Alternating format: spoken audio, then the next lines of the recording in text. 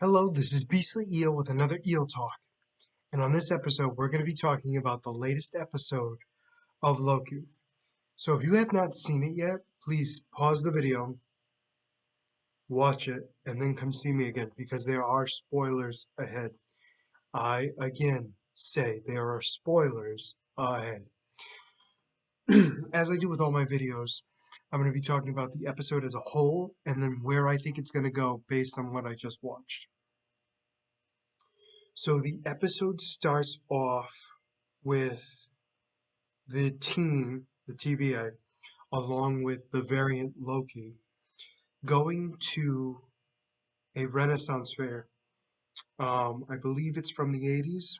Don't quote me on that though. So what happens is before the team gets there with Loki, they find out that it is being attacked. They already send a unit out there and they get eliminated, all except one. One particular TVA agent is taken as a hostage,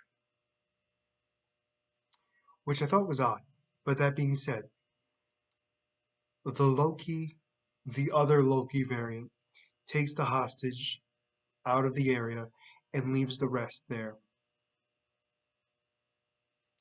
So the original team finds out and they go hunting for the Loki variant. So they basically state how, they're not thrilled with this Loki being a part of it because they know how Loki is. He's a deviant, he's a variant, he can't be trusted, all facts. I mean, realistically, Loki has proven time and time again he cannot be trusted. He cannot be even considered to be helpful. So they go to the Renaissance and they start looking for the other variant Loki. When they get there, there are supposedly 3 units until it gets to the red line, which, just to give you a heads up, what we learn is once they get past the red line, the TVA can no longer eliminate the variant, meaning that timeline is permanent now, which is something that will help us out later on, and I'll discuss later at the end of this video. So that being said, we find out that that's what the red line means when they talk about variants in general. So they go into a tent, the same tent that the bad Loki attacked the TVA agents. They go in there and Loki's looking around and he's talking about basically that there's a trap outside that they need to really think about what needs to be done. They also talk about the idea, he also talks about the idea that this Loki is trying to outsmart them and that they're purposely putting up this front so that they will fall for the trap that is outside the tent.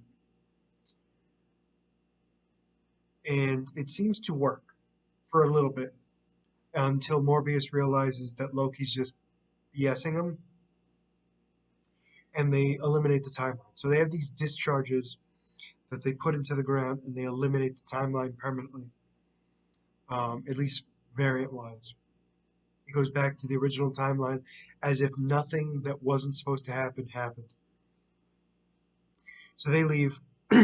Loki is pretty much reprimanded because Morbius makes it clear that, hey, I realized you tried to screw me over because all you wanted to do was meet the timekeepers. His whole point was he was trying to see what would happen if he waited too long. Granted, he got the information he needed, meaning he was able to find out that the reason why they needed to hurry up was because once it gets to the red line, it no longer can be deleted by the time variants. Um, so he leaves. Actually, the whole crew leaves. Um, Morbius has to then talk to the judge who we met in the first episode and talk about how the mission was a failure and how she's only going to give him one more chance. And if the Loki that they have doesn't help, they are going to eliminate that Loki permanently from existence. And Morbius agrees. I mean, he talks about how arrogant he is and how he thinks he's so much better than everyone else. But overall, we know that Loki's going to be Loki. I mean, realistically, that's what he's going to be. So Morbius leaves the judge's quarters, office, whatever you want to call it. I don't really care. And Loki's waiting for him. And Loki's pretty much asking him, what was the verdict? You know, kind of what's going on. And Morbius goes, you got one more chance. You screw this up, you're permanently gone. You don't get a second chance on this. So Loki agrees that he needs to work on it. That being said, Morbius basically tells him, fine, we're going to do it my way. Morbius sits him down at a table and says, you're going to look at all the cases. I want you to look at every single one that the variant has attacked and see a pattern. I'm having lunch. So Morbius leaves. And Loki goes through everything, and I believe he did go through everything. Even though we don't actually see him go through everything, I believe he did in some sort of capacity. Even if it was skimming through, I believe he went into it. So after going through it, he wants to know more about the timeline. So he talks to the librarian. I say it that way because I'm not quite sure what the title is, but I would call her a librarian based on where they were. So what he does is he goes in and he wants to talk. He wants the files on the timekeepers, and she claims it's classified. Well, I want the beginning of the time classified, the end of time also classified. What can I get? So he gets a bunch of files, and what he does is he goes through them and he realizes something. Now we don't know what yet, so he goes to Morbius. So the specific piece of paper he looks at is the destruction of Asgard, Ragnarok, which we saw in Ragnarok. That being said, he then goes to find Morbius. Morbius is eating a salad. Why? No idea. Do I care? Not really. So he's eating a salad, and Loki talks to him, and he's trying to explain to him what he found out. Now, what he found out was that anything that happens during an apocalypse like event, so that could be hurricanes, tsunamis, volcanic eruptions, and things like that, where no matter what happens, the destruction of everybody in it will still happen. And the reason why that's brought up is because Loki goes and explains that no matter what he does during it, there will be no variance, meaning nothing will stop it from happening. And Morbius is kind of intrigued by this because, now granted, this is a kind of comedic thing where Loki starts adding stuff to the salad. And I mean, it's a comedic feat, but it also explains what's happening.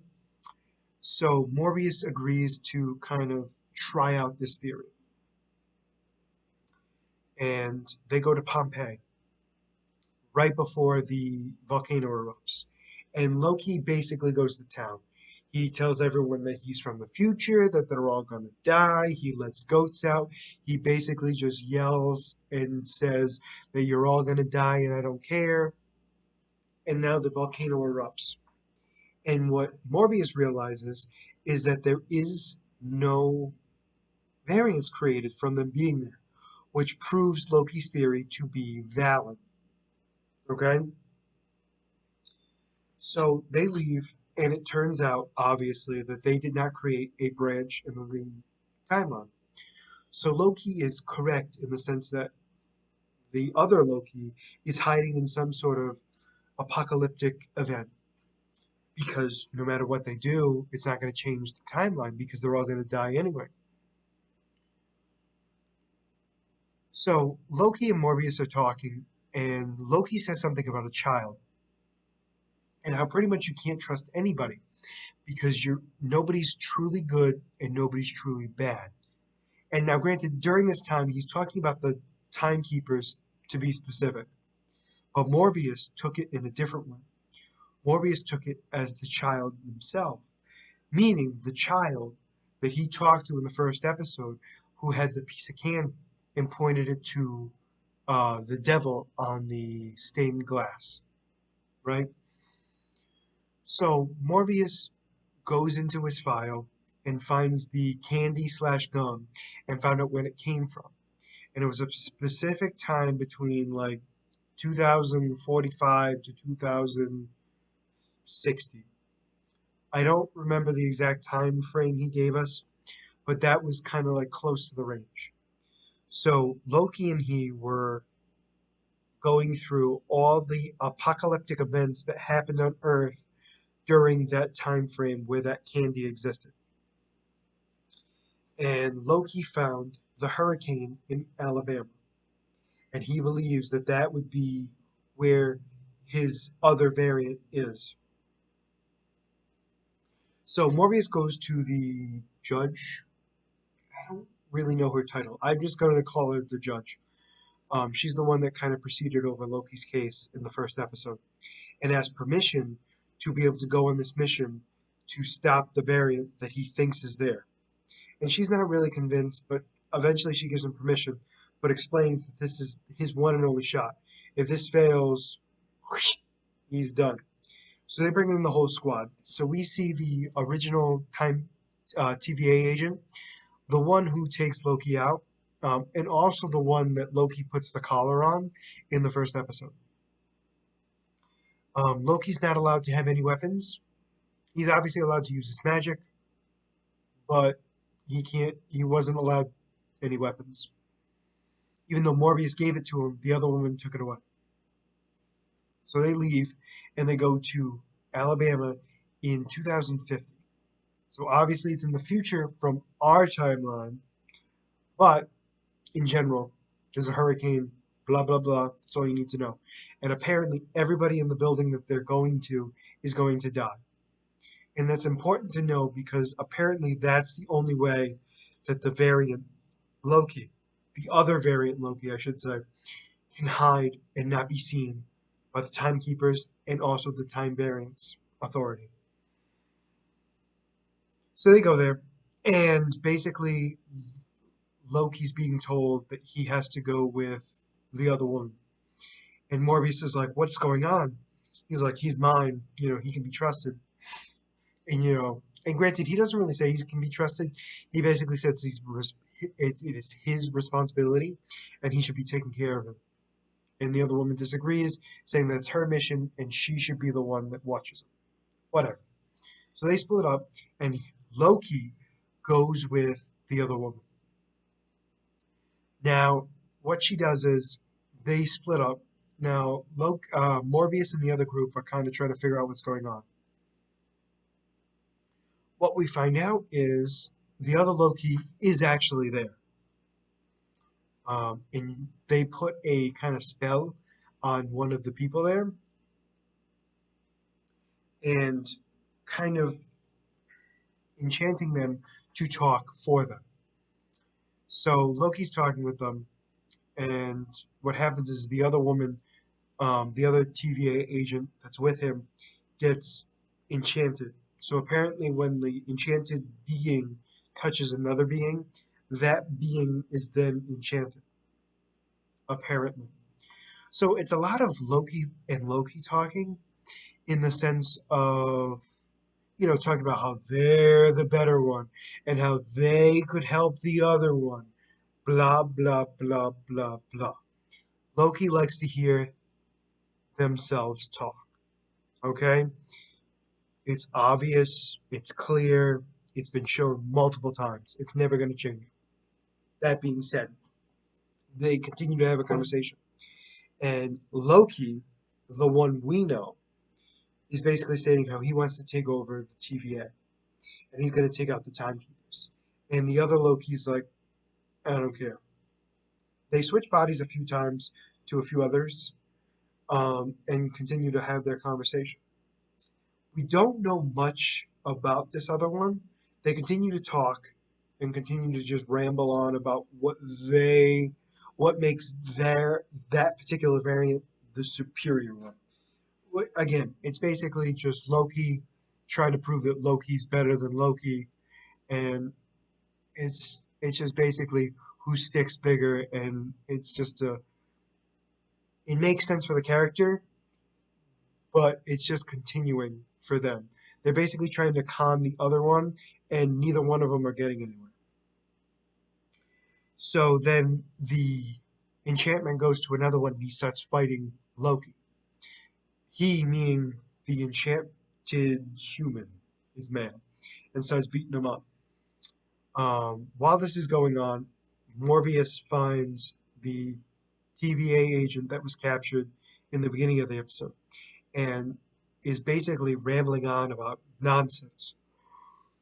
It basically goes on to kind of just talk about nothing. Like, uh, it's supposed to happen, the world is ending, kind of just spewing out nonsense. And they're trying to get a hold of the other TVA agent, the one that was with Loki who got enchanted. So anyway, that particular agent wakes up and finds Morbius, and they start to look for Loki because Loki's missing. So the two, Loki continues to try to fight the male Loki enchanted being is the best way to put it, and sets up the time variance bomb that will eliminate the timeline from existence. Um, that enchantment disappears, and the variant Loki appears. And they remove their hood to reveal a female Loki, which, if I remember correctly, I predicted in my last video. That being said, still shocking. Blonde hair threw me off, but that being said, let's continue.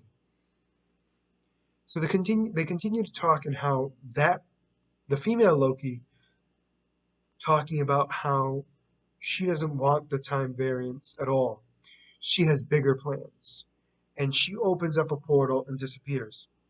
Now Loki is kind of confused at what's going on and not quite sure what to do.